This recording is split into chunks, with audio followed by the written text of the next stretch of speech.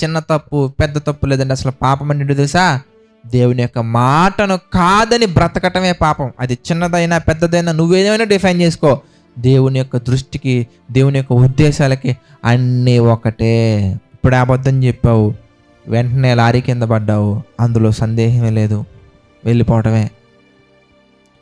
ఇప్పుడే మోహపు చూపుతో చూసావు, అప్పుడే ఏదో ప్రమాదం జరిగింది, సందేహమే లేదు, నరకానికి వెళ్ళిపోవటమే.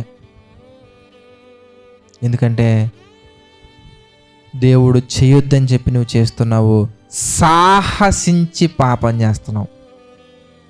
మారు మనసు పొందడానికి అవకాశాన్ని ఇచ్చారు, పాపాన్ని కడుక్కోవడానికి క్రీస్తు రక్తాన్ని ఇచ్చారు.